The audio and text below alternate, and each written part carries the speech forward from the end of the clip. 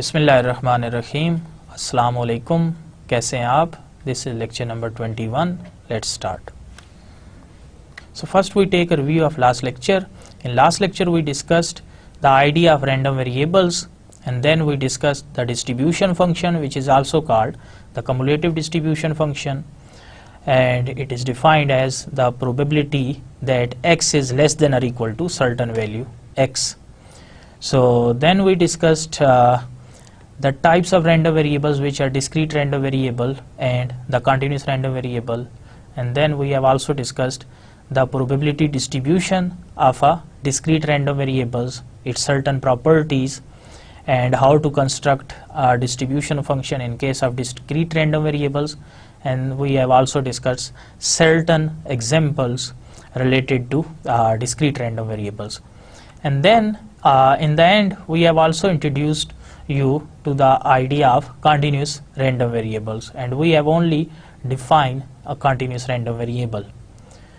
So the objectives of current lecture: in the current lecture we are again continuing our discussion of continuous random variables, and then we will define first the continuous random variable again, and then we will also discuss the probability distribution and the distribution function, which is also called CDF in case of continuous random variable, and then we will discuss certain questions, examples which are related to continuous probability distribution and the CDF of continuous random variable. And then in the later half of this lecture we will also discuss the concept of mathematical expectation of a random variable, and we will try to cover the law of large numbers as well, and we will also discuss certain examples related to law of large number. So this is the agenda of today's lecture, so let's start. So first we define a continuous random variable.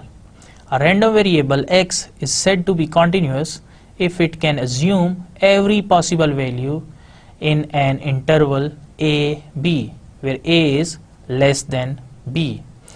Note that this interval a b, it is called a closed interval. Closed interval. So this closed interval means that if x belongs to this interval a b, so it means x can take any value within this range a and b, where a and b both are included. So a is less than or equal to x, which is less than or equal to b. So this closed interval means these endpoints are included in this range. There is also a concept of open interval, which is written in this form a b, and the brackets are written in reverse order. So if x belong to a b, open interval a b, so then this means that a is less than x, which is less than b. So you can see that there is no equality sign here. We have less than sign as well as the equal to sign, less than or equal to, but here we have only this less than sign. So it means these boundaries a and b, they are not included in this range. But as far as this closed interval is concerned, these endpoints or boundaries of this interval, they are also included. And remember that we can also write this open interval a b in this form. So a b, and we can use the parenthesis. So this means the same, that x lies between the certain numbers a and b. So currently a random variable x is said to be continuous if it can assume every possible value in an interval a b, and here a is called the lower limit of interval, b is the upper limit of interval, so it means a is less than b. So let us consider some related examples of continuous random variable. So the height of a person. So height can be in certain feet, certain inches. Suppose a person has height 5 feet 2 inches and maybe 1 centimeter. So you can see that this height is a random variable which can take all possible values. So it is said to be a continuous random variable. Similarly, the temperature at a certain place, it can be let's say 33 degree, or you can say it as 33.25 degree. So it means you can take all possible values in any interval. So the amount of rainfall, which can be let's say 3.45 3 inches, 4 centimeter and 3 millimeter. So you can say that the continuous random variable, it can take all possible values in a given interval. So similarly, time to failure for an electronic system, so this time can be in certain hours, certain minutes, certain seconds. So suppose a light bulb or a certain television set, its life is, let's say 5 years, and let's say 4 months and 3 days and 7 hours and let's say 13 minutes and 2 seconds. So you can see that this random variable, the continuous random variable, it is considering the all possible values in this range. So next we define the probability density function of a continuous random variable. The probability density function of a continuous random variable is a function which can be integrated to obtain the probability that the random variable takes a value in a given interval. So more formally, the probability density function f of x of a continuous random variable x is the derivative of the cumulative distribution function f of x. That is, the probability density function f of x, it is equal to d by dx of f of x. So it means it is the derivative of this CDF of x with respect to x. So here this f of x, which is CDF, it is defined as f of x is equal to probability that x is less than or equal to x, and since it is a continuous random variable, so instead of taking summation we will use this integral sign. So we have to integrate this f of x, where the range of x is from minus infinity, which is the lower limit, to this particular value x. So this is the highest limit. So instead of taking sum as we did in case of discrete random variable up to this point, now we have to integrate this f of x up to this value starting from the least possible value, which is usually the minus infinity. So here is in the right side we have the diagram. This picture shows, it gives us the CDF of continuous random variable x. So on x-axis we have this random variable x, and on y-axis we have the distribution function or cumulative distribution function or CDF of random variable x, which is denoted by f of x.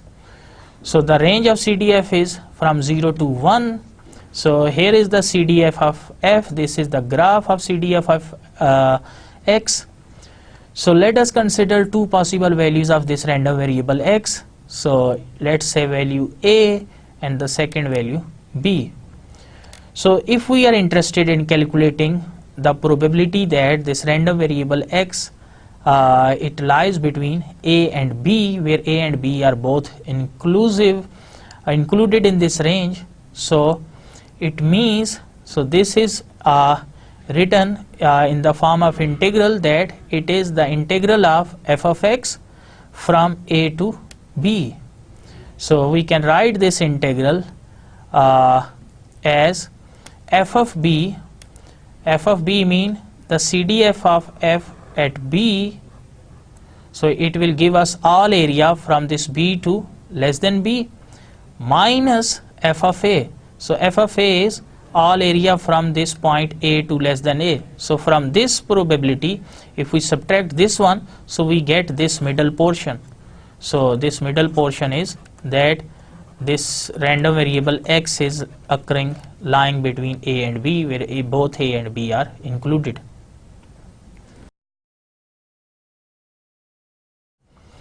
So now let us discuss some of the basic properties of probability distribution or probability density function of a continuous random variable. So first property is that f of xi is greater than or equal to 0 for all xi. So it means the probability is always positive. So for all possible values of x, it can never be negative. Note that this property is same as we discussed in case of discrete random variables. So the probability corresponding to all possible values of x, this should always be a positive number.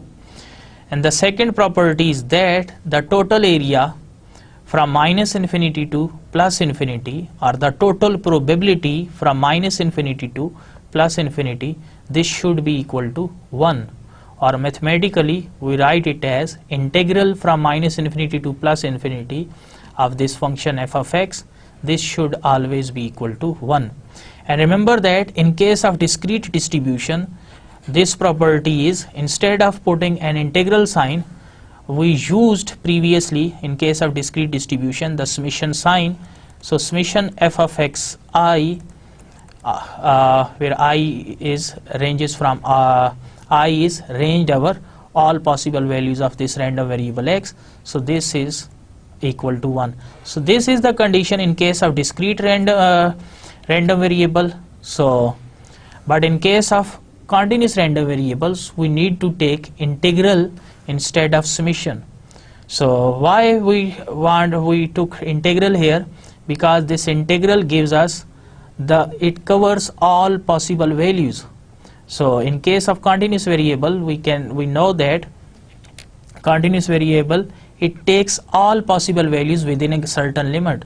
So in order to consider all those possible values, we cannot use summation, because summation means it gives us only the discrete set of values. So in order to consider each and every possible values, the most appropriate notation is to use the integral sign.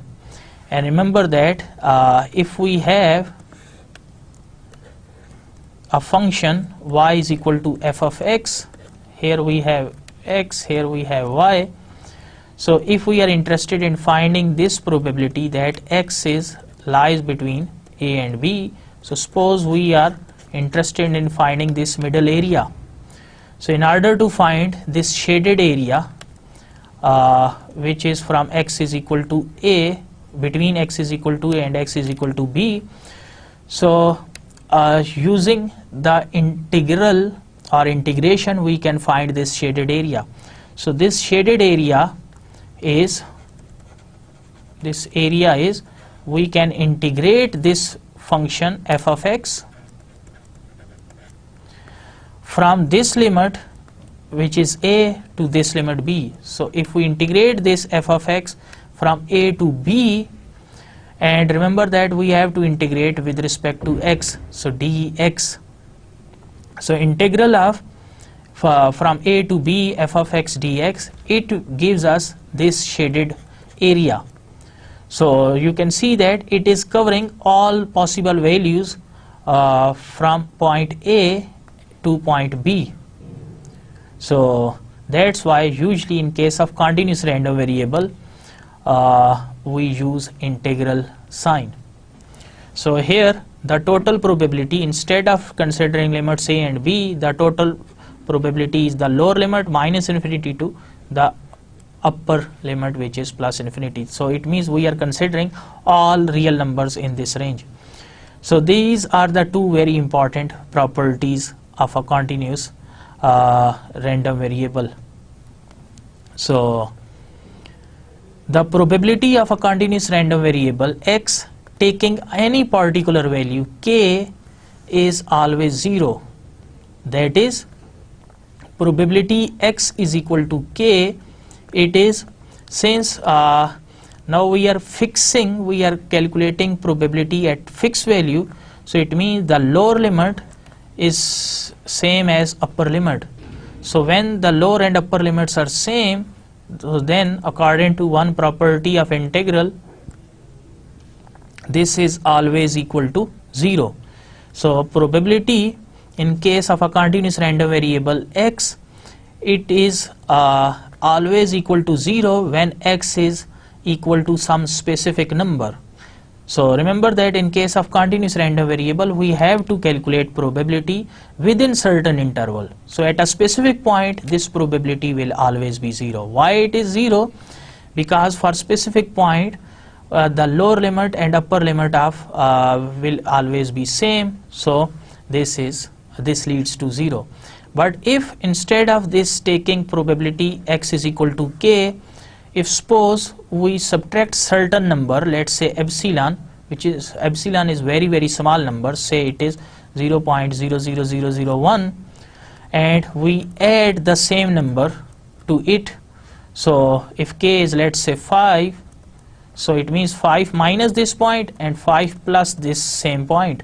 So it means now we can calculate the probability. So we have, in case of fixed number, this is 0, but if we want to calculate probability, we need to cover the range in the neighborhood of this value k. So we can consider this integral from this value k minus epsilon to k plus epsilon. Now in this case, this will not be 0, but it will return a certain value.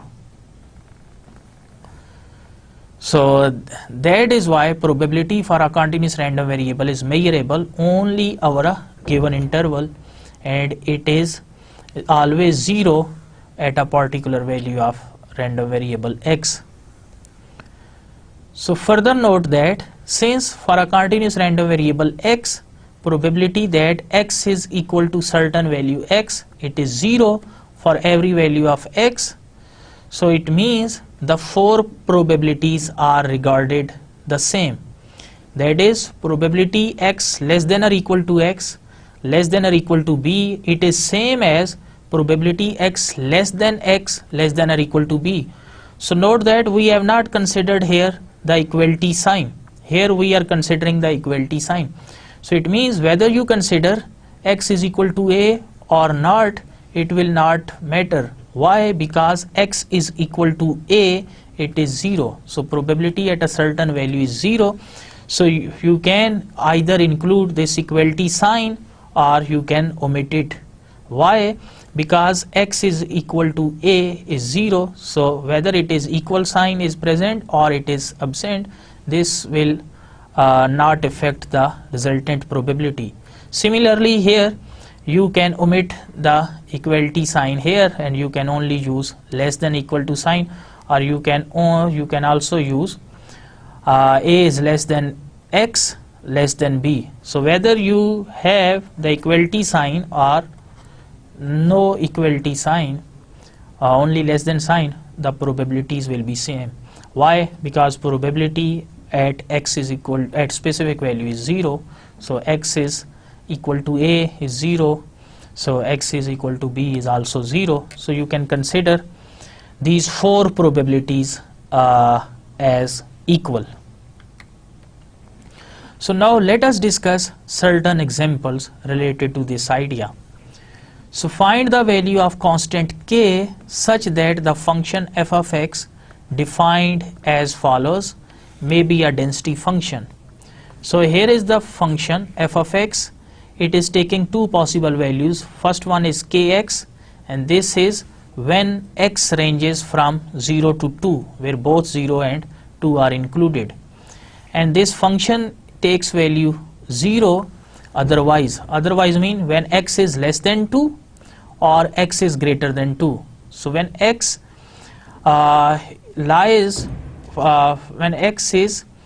x ranges from 0 to 2, we have this function kx, and when x takes value other than this range, then f of x is 0. So we want to find this value of constant k such that this function may be a density function.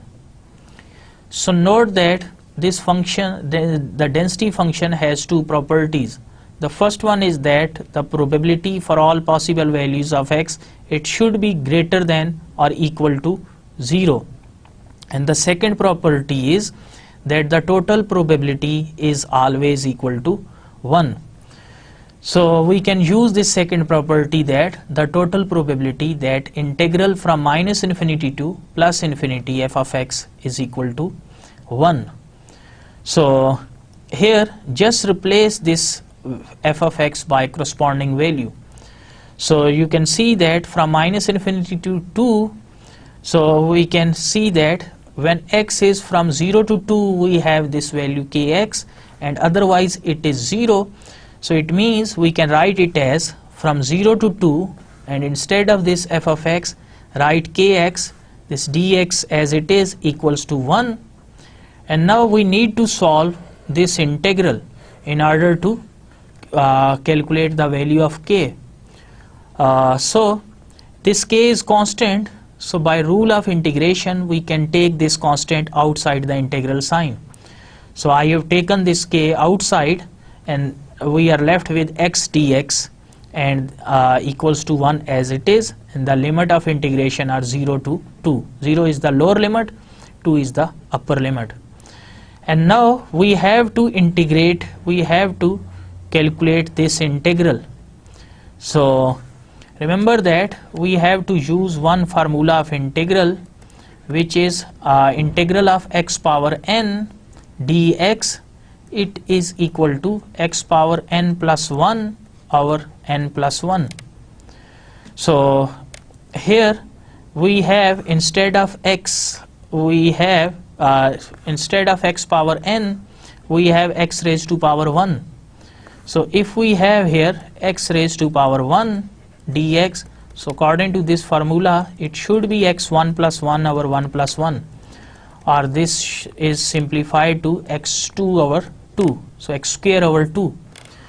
So write this k as it is, and this integral of x is x square over 2, and then write these two vertical lines and write the limit of integration as 0 to 2, and on right hand side we have equals 1 as it is. So this is how we can solve the integration using this basic formula.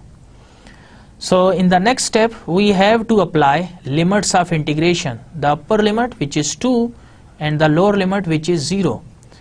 So write this k as it is, and next, in order to apply limits of integration, just replace this variable x by 2 in this full fraction.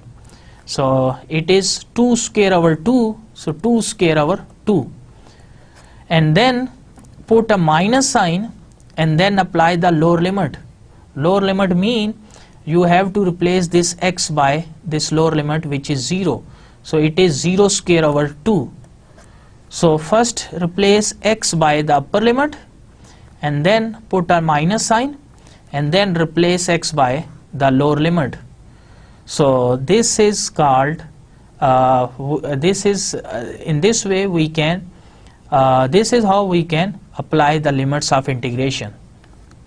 So just replace x by upper limit and then put minus sign, replace x by lower limit, and now simplify this formula and right side 1 as it is. So you can see that it is 2 square 4 over 2 we get 2, and 0 square is 0 divided by 2 0.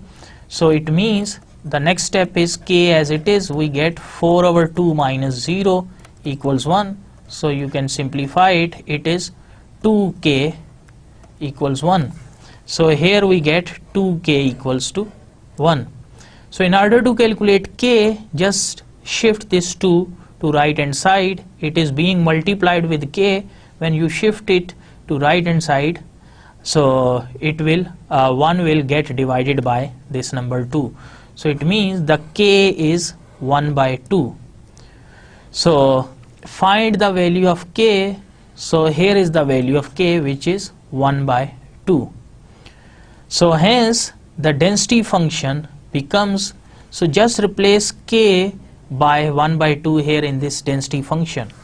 So this density function is f of x is equal to 1 by 2x when x ranges from 0 to 2, where 0 and 2 both are included in this range, and this f of x is 0 otherwise. So next, here is the same distribution function, the density function, which is obtained by replacing the value of k, which was 1 by 2. So now the question is, find the distribution function or the cumulative distribution function for this probability density function. So now we need to calculate the distribution function, which is also called CDF. And remember that the definition of CDF is f of x, it is equal to probability that x is less than or equal to x. So here we have this number x. So in integral form we can write it as the integral from minus infinity to this value x, f of x dx. So we have to integrate this function f of x, which is the same this f of x, from minus infinity to this certain number x. So let us consider different ranges of x. So when x lies from minus infinity to 0, so minus infinity less than x less than or equal to 0. So the distribution function in this case is, it is defined as minus integral of minus infinity to x f of x dx. So in this range you can see that since the range is from minus infinity to plus x, so we know that this function f of x, it is 1 by 2 times x when x lies within this range from 0 to 2. But since as far as our question is concerned, this situation is concerned, that we are considering the range of x when x lies from minus infinity to 0. So from minus infinity to 0, so it is lying in this category, the otherwise category. So it means in this case this function is 0. So just replace this function by 0 here. So integral of 0 is 0, so the result is 0.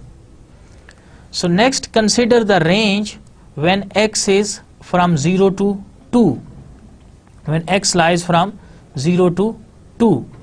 So when x lies from 0 to 2, and remember that here you can omit this equality sign and here we can take equality. So when x is from 0 to 2, so we can split this integral from minus infinity to x as minus infinity to 0, 0 to x. So from minus infinity to 0 f of x and 0 to x. Note that here I have used this rule of integration. So if we have integral from, let's say, 5 to 10, so we can write it as integral from 5 to, let's say, 6, and then from 6 to 7 or 7 to 8, 8 to 9, 9 to 10, or from 6 to 10 directly. So we can split this integral from 5 to 10 to sum of two integrals, so covering the full range from 5 to 6 and then 6 to 10. Or we can further subdivide this integral from 5 to 10 as 5 to 6 f of x dx plus 6 to 7 f of x dx plus 7 to 10 f of x dx, or 7 to 8 and then 8 to 9 and 9 to 10. So we can subdivide one integral as sum of different sub integrals covering the full range. So here this minus infinity to x, it is splitted in this way, minus infinity to 0 and then 0 to x. So minus infinity to 0, so you can see that it is occurring in this otherwise range. So minus infinity to 0, I have replaced it, this function f of x, by 0. So integral of this is 0. And then from 0 to x, so 0 is the minimum limit which is occurring here. So 0 to x, so it means x can take any value from 0 to 2. So 0 to x is it is 1 by 2 times x, or it is x by 2. So this first integral, it is 0, so this is 0, so we are left only with integral of 0 to x, x over 2, and this x over 2, you can see that we can write it as x dx, and we can split, we can take this 1 by 2 outside the integral, and here x dx, we can again apply the rule of integration, that x power n is n plus 1 over n plus 1. So here we have x power 1, so just write this 1 by 2 as it is, 0 to x as it is, x raised to power 1, so it is x1 plus 1 divided by 1 plus 1. So we have to take limit of integration here, 0 to x. So remember that when you apply this rule, then there is no need of integral sign, so it means we have solved the integral integration, this integral problem. So it is x square over 2 and this 0 to x. So now we have to apply the limits of integration. So 1 by 2 as it is, so here just replace x by upper limit, which is same x square over 2, minus replace x by lower limit, which is 0 square over 2. So 0 square over 2 is 0, so we are left with x square over 2 into 1 by 2. So 1 by 2 into x square over 2, so it is x square over 4. And next consider the case when x is greater than 2. So in this case, this 0 to x is this 0 to minus infinity to x, this integral is split into 3 parts, minus infinity to 0, and then 0 to 2, and then 2 to x. So from minus infinity to 0 it is 0, from 0 to 2 it is x over 2, and from 2 to x it is 0. So now we have to solve only this integral, because this first is 0, this third one is also 0. So in order to solve it, so just take 1 by 2 outside the integral, so we are left here 0 to 2x dx. So again we have x power 1, so write this 1 by 2 as it is. So according to rule of integration, it is 1 plus 1 over 1 plus 1, which is x square over 2, and here put vertical bar and write the limits of integration. Now apply limits of integration, so replace x by 2, so it is 2 square over 2 minus the lower limit 0 square over 2. So if we simplify it, it is 2 square 4 over 4, which is 1, so it is 1 here.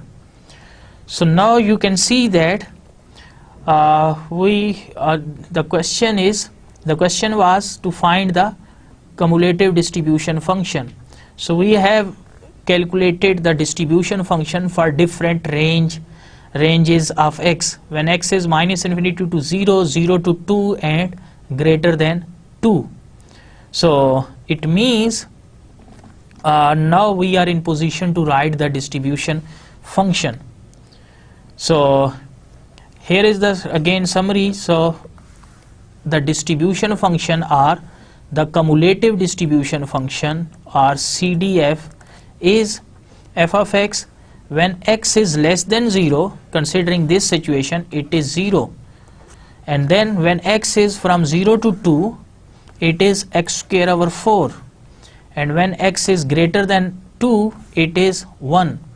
So this way we can calculate the distribution function from the probability density function in case of continuous random variable. So now let us discuss several examples related to continuous random variable. A random variable x is of continuous type with probability density function provided here. F of x is equal to 2x when x lies between 0 and 1, and this f of x is 0 otherwise. So otherwise mean when x is greater than 1 or x is less than 0, this function is 0. So calculate probability x is equal to 1 by 2 and probability x is less than or equal to 1 by 2 and probability that x is greater than 1 by 4. So I am going to calculate these three probabilities here. So let us consider the first part. It is probability that x is equal to 1 by 2. And remember that since x is a continuous random variable, so probability at a particular value of x is always 0. So this probability that x, this random variable capital X, is 1 by 2, it is 0. And now let us move to the second part. It is probability that x is less than or equal to 1 by 2. So less than or equal to 1 by 2, so it means we can write it as integral of, so it is less than 1 by 2, so you can see that this range is from 0 to 1. So it means 1 by 2 is being covered in this range. So we can write it as 0 to 1 by 2 f of x dx, and from 0 to 1 by 2 write this thing as it is, and this f of x is 2x dx, or in next step take 2 outside the integral sign, so it is 0 to 1 by 2, and in next step 2 as it is. Here we can again apply the rule of integration, x power 1 which is x square over 2, and then put a vertical bar, so 0 to 1 by 2.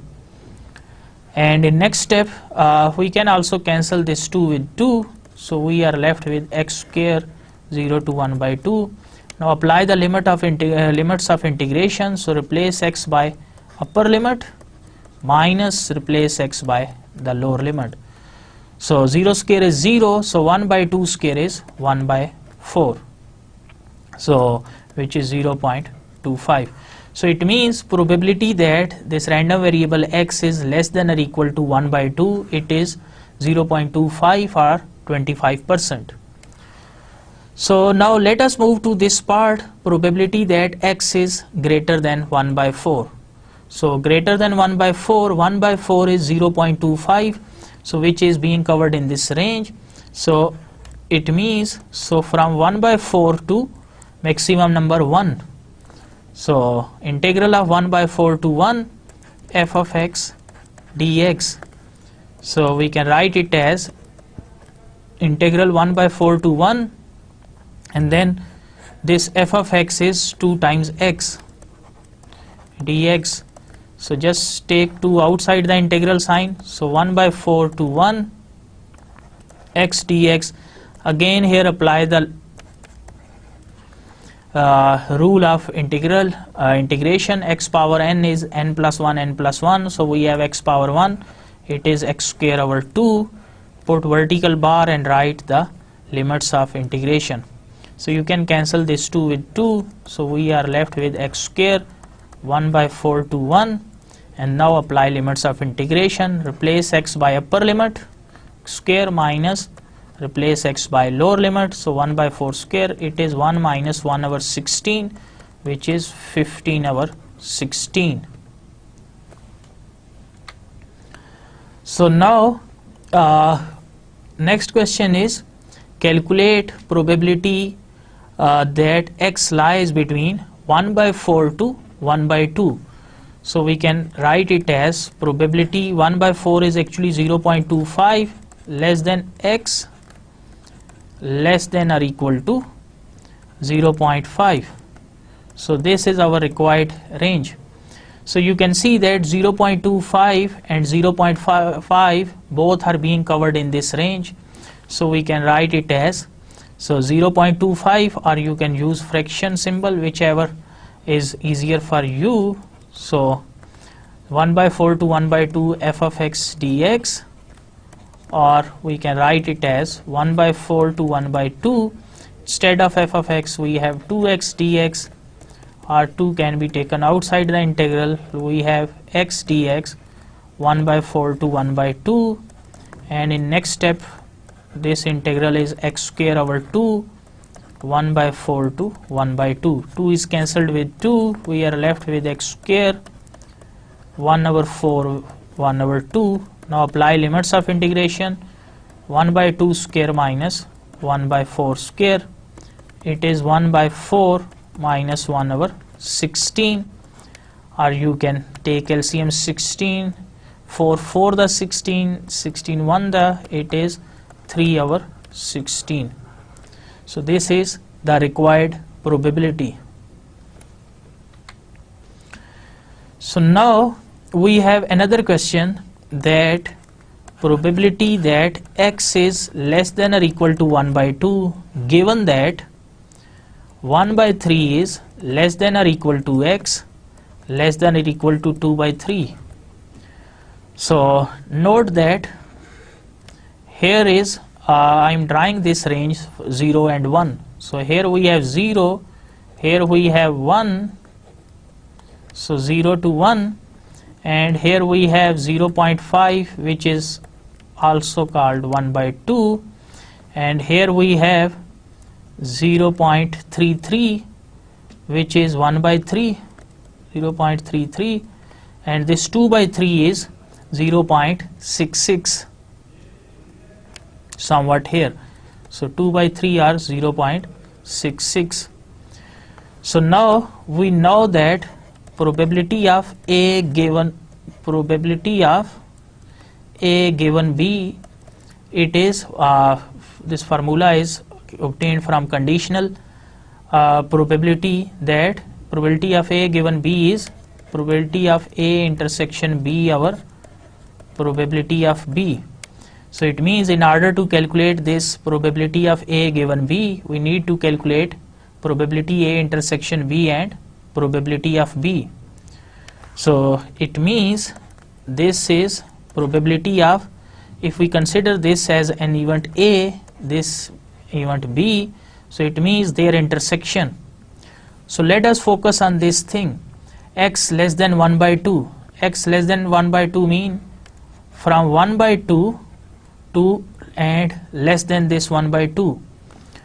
And let us focus on this second point, second possibility, 1 by 3 to 2 by 3. So x lies between 1 by 3 and 2 by 3.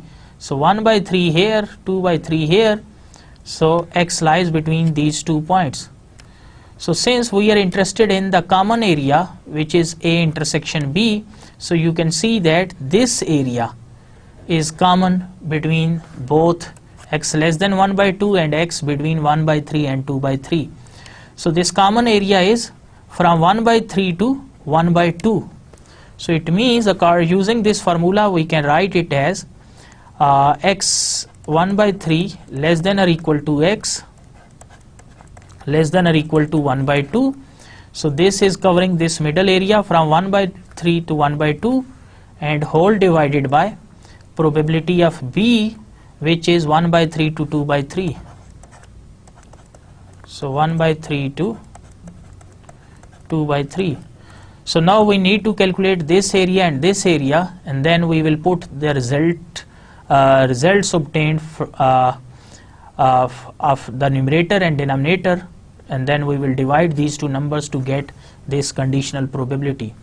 So first consider the expression in the numerator, which is probability that 1 by 3 less than or equal to x less than or equal to 1 by 2. So it is integral 1 by 3 to 1 by 2 2x dx, or we can write it as x square by 2. Limits of integration are 1 by 3 to, this is 1 by 2.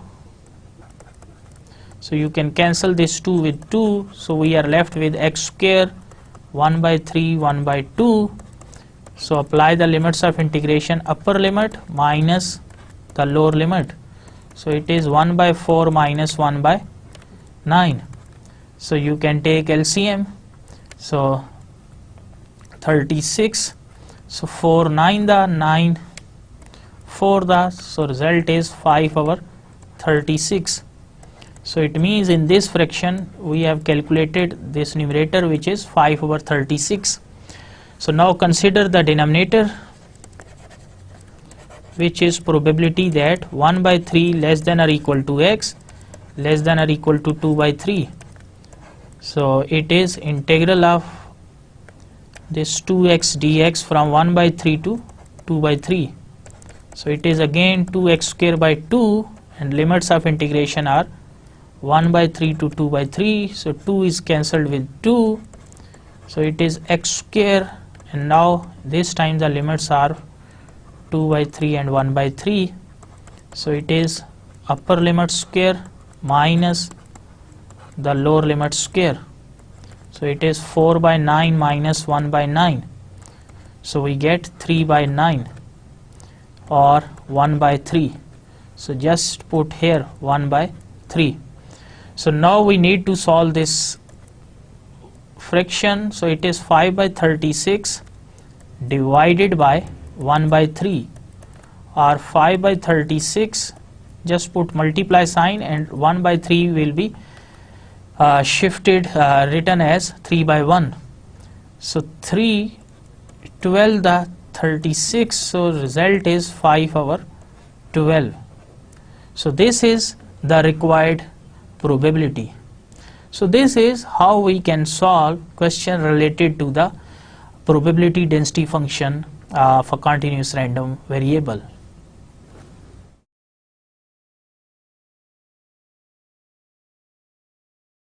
Next we define the concept of mathematical expectation. So mathematical expectation of a random variable. Let a discrete random variable x have possible values x1, x2, so on, xn and so on, with corresponding probabilities f of x1, f of x2 and so on, f of xn and so on, such that the sum of total probabilities f of xi, where sum is taken over all I, this sum is 1. So it means sum of all these total probabilities is 1.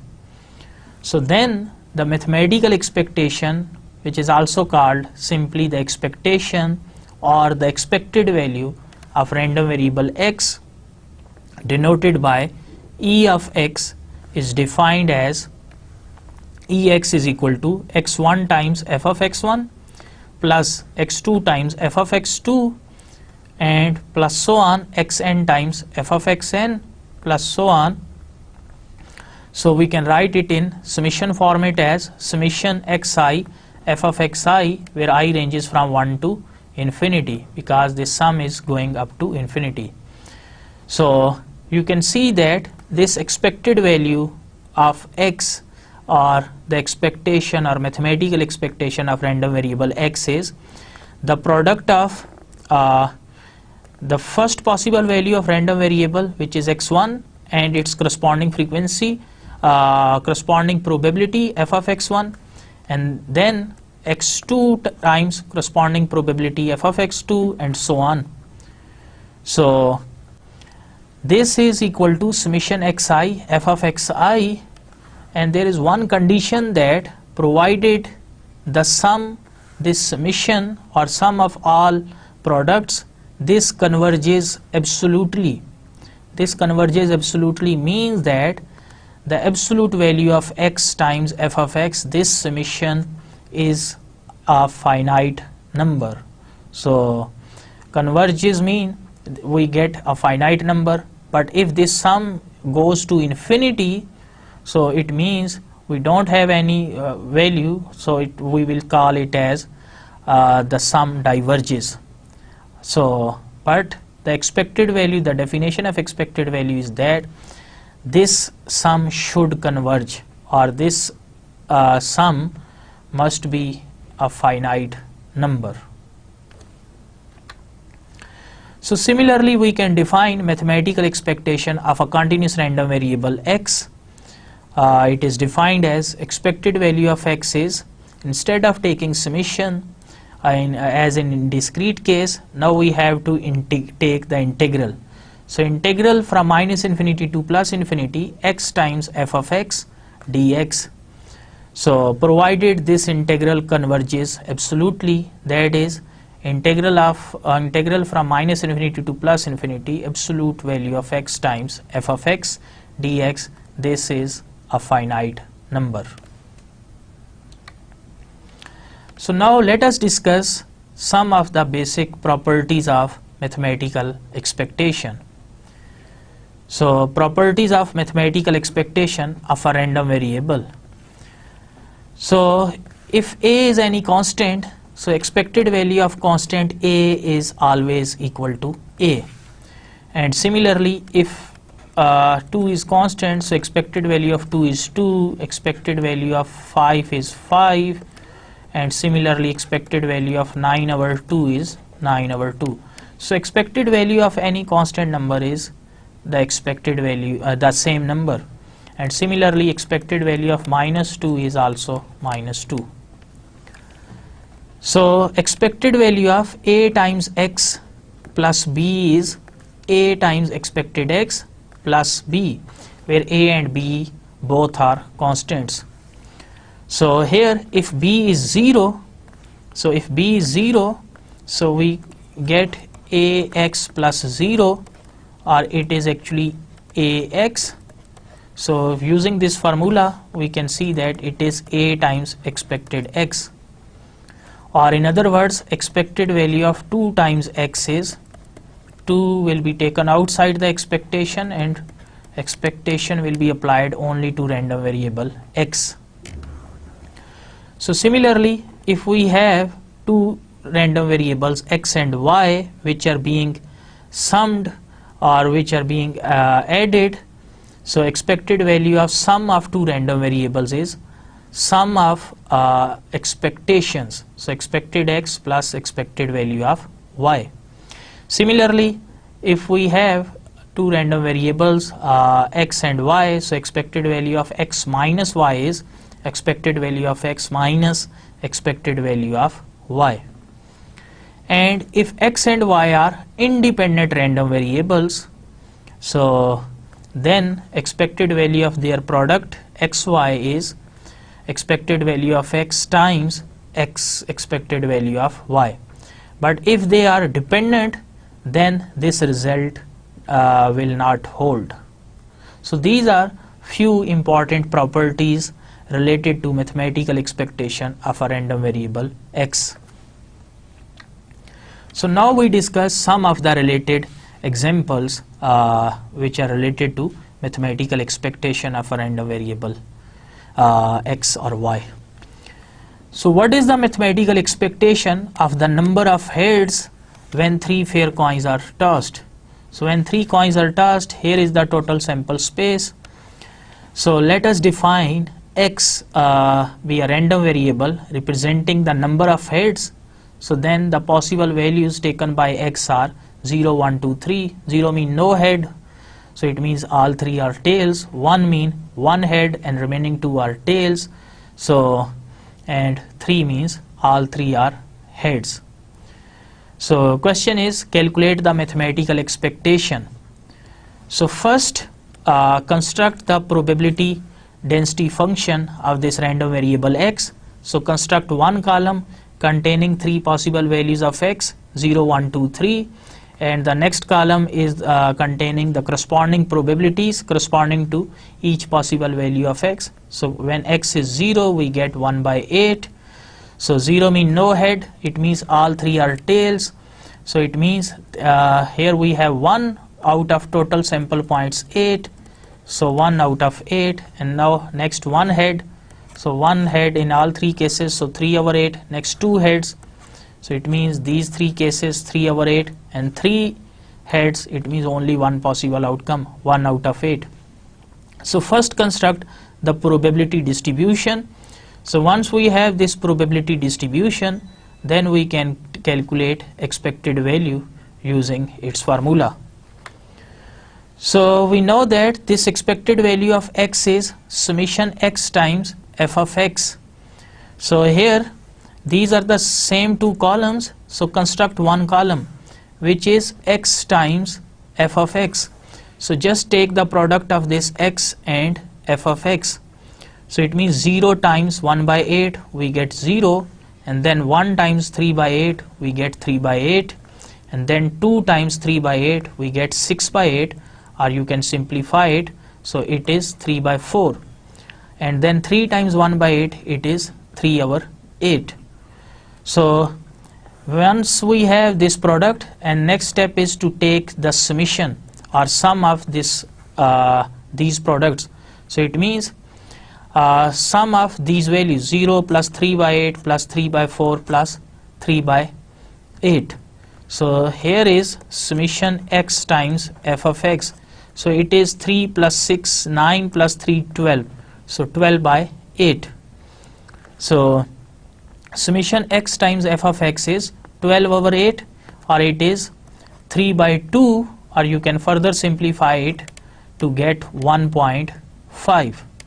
So it means the average value or the expected value of the number of heads, it is 1.5. So note here that since 1.5 is not an integer, because we cannot get 1.5 heads, so we can say that when the coin is tossed a large number of times, then on average we expect to get 1.5 heads. So 1.5 heads is the average value when we throw a coin a large number of times. So let us consider another example. So if it rains, an umbrella salesman can earn $30 per day, and if it is fair, he can lose $6 per day. What is his expectation if the probability of rain is 0.3? So note that probability of rain is given as 0.3, and from here we can calculate probability of no rain, which is 1 minus probability of rain. So 1 minus 0.3 we get 0.7, because the total probability is 1, and rain and no rain, they are mutually exclusive events, so their sum should be 1. So it means if probability of rain is 30%, so it means probability of not rain is it should be 70%. So let x be a random variable which denotes the number of dollars the salesman earns. So then x can take values either $30, so either 30, or lose mean minus 6. So I have put minus sign in case of losing dollars, and plus sign in case of gaining dollars. So there are two possibilities, one is 30 and second is minus 6, and the corresponding probabilities of gaining is, so 30 means if it rains, probability of rain is 0.3, so 0.3 is the corresponding probability of 30, and corresponding to minus 6 the probability is 0.7, or probability of not rain.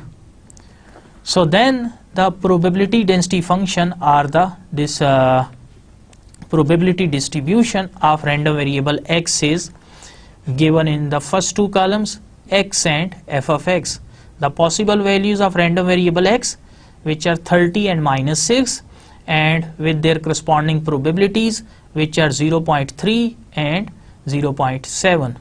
So once we have the probability distribution, we can use the formula of expected value to calculate the expected value of this random variable x. So according to formula, we need to construct another column, which is the product of x and f of x. So construct another column, x times f of x. So 30 times 0.3 we get 9, and minus 6 times 0.7 we get minus 4.2. So in the end we need to take summation, so summation x into f of x, so it is sum of 9 and minus 4.2.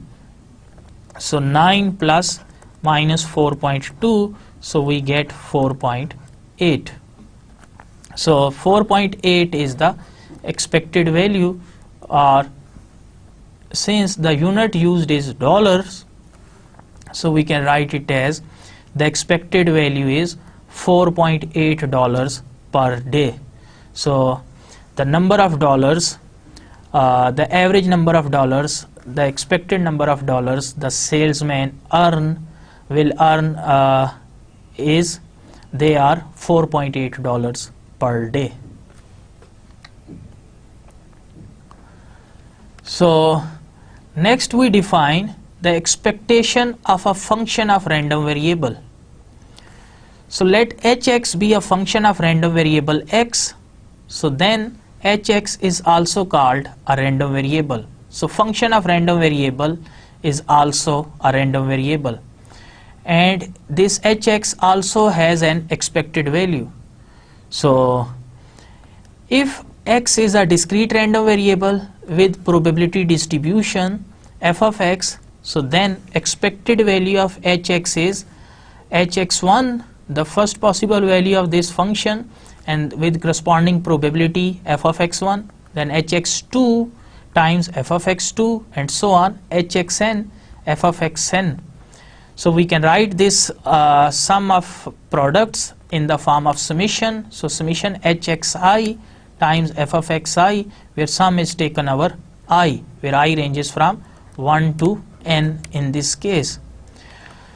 And if x is a continuous random variable with probability density function f of x, so then expected value of hx, it is written in the form of integral. So integral of hxi f of xi dx, where the range of integral is from minus infinity to plus infinity.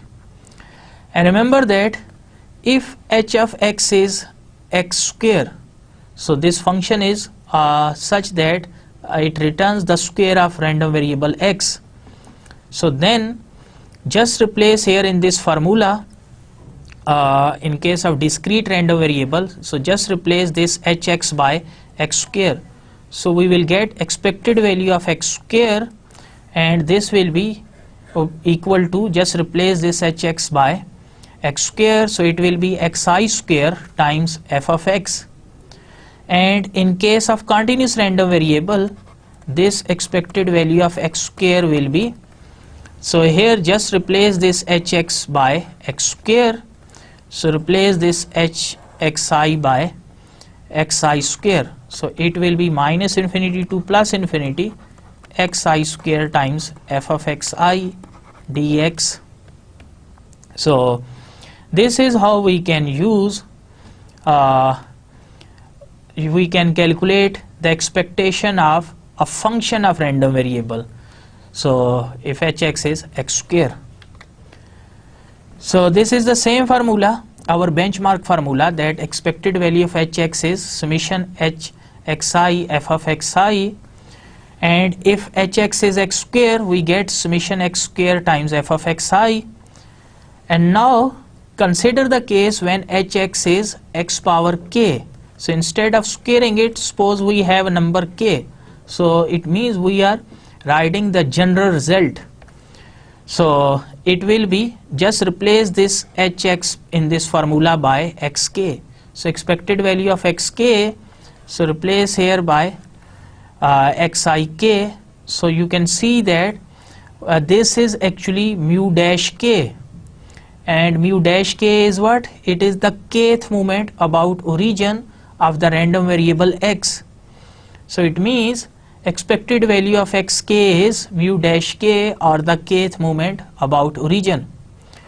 And if we replace hx by x minus mu raised to power k, so then this formula will become expected value of x minus mu raised to power k. So just replace this hx in this formula by x minus mu raised to power k.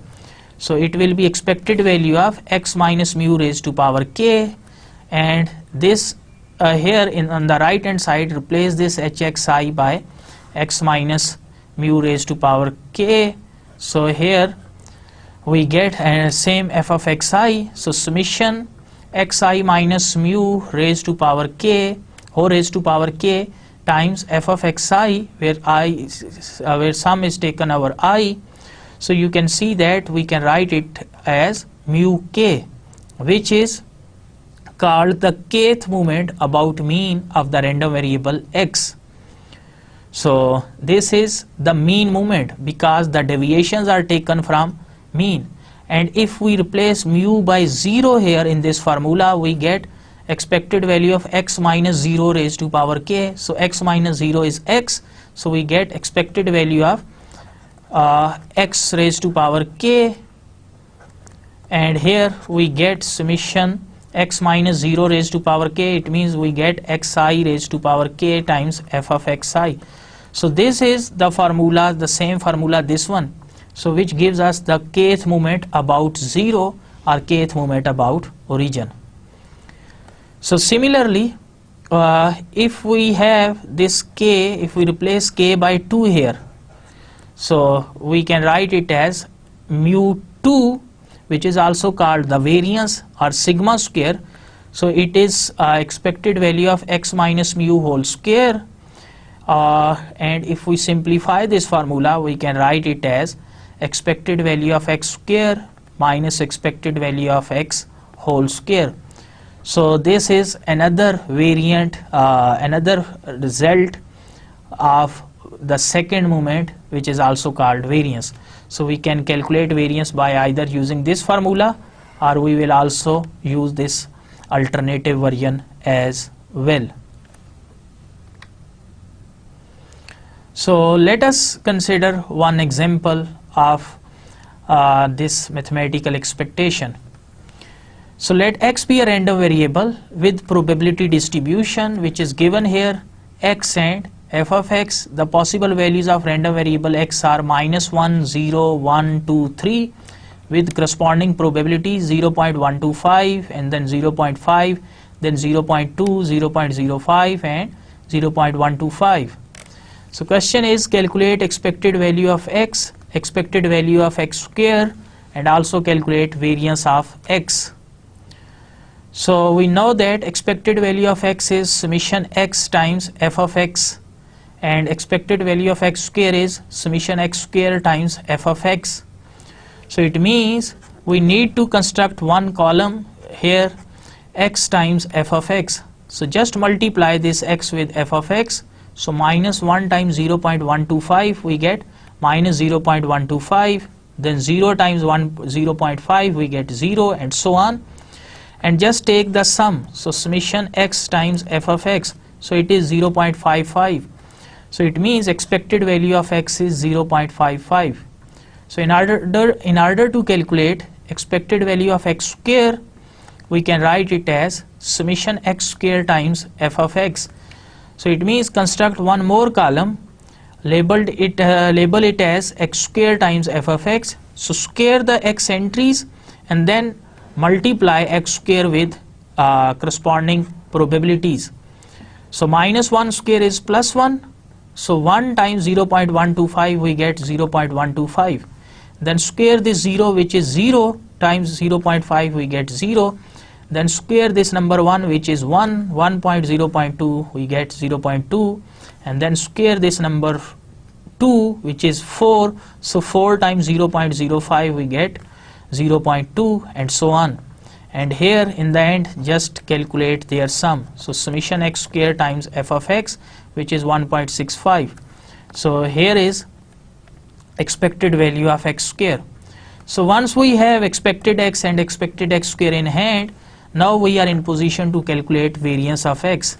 And remember that variance of x is, it is expected value of x square minus expected value of x whole square. So just replace these values in this formula.